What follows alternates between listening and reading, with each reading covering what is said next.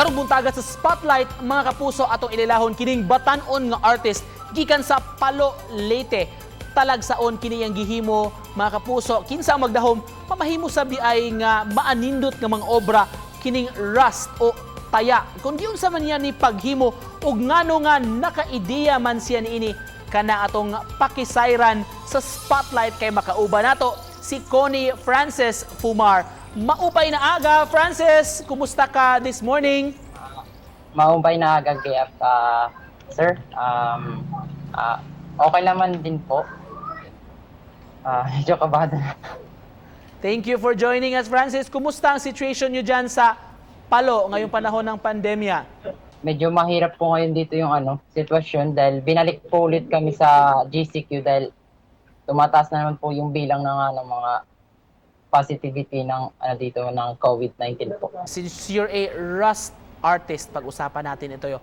Ano to mga ipininta mo o nagawa mo, Frances, galing daw o gawa sa rust o kalawang taya in Bisaya? Mga napininta ko po ay mga kilala po sa politics and fashion and showbiz like Isko Moreno, si Idol Rapi Tulfo, si Senator Manny Pacquiao, si Sir John Guarnes, yung international fashion designer ni Sir Mon.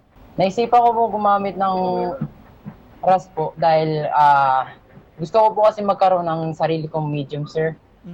Then gusto kong maging kilala po sa ganitong medium. Kaya ito po yung kailigan kong gamitin na medium. Frances, can you share to us the process? Paano mo ito ginagawa? Saan ka kumukuha pala ng rust o yung bagay na kinakalawang na? Maghanap lang po ng ng plastic material, mga metals po. Yung talagang sirang-sira po talaga. Then i-script niyo po yung yung kalawang. Then bago kayo mag-script po, dapat naka PPE po para iwas din po sa mga tetano. Then pagka-script po ng ng rust, gagamitin niyo po ng hammer, then hard surface na platform which is metal din or cement, then unti-unti nyo po itong ipapowderize hanggang sa yung pinaka-pino po talaga. Then yun na po, pwede na po yung gawing itong obra po. We learned, Frances, na sumali ka raw sa sa mga competition, di lang dito sa Pilipinas, sa ibang bansa rin. Can you tell us more about this? Yeah, yes po. Sumali na po ako sa international and local. First, yung international exhibit ko po is via online lang po sa Kuala Lumpur, Malaysia po. Sa tulong po yun ni Sir Roy Espinosa po. Then sa Poland and Norway. Then sa local po, sumali na po ako sa competition ng NCCA 2021. Awarded din po ako ng NCCA 2021. Anong pangarap mo, Frances?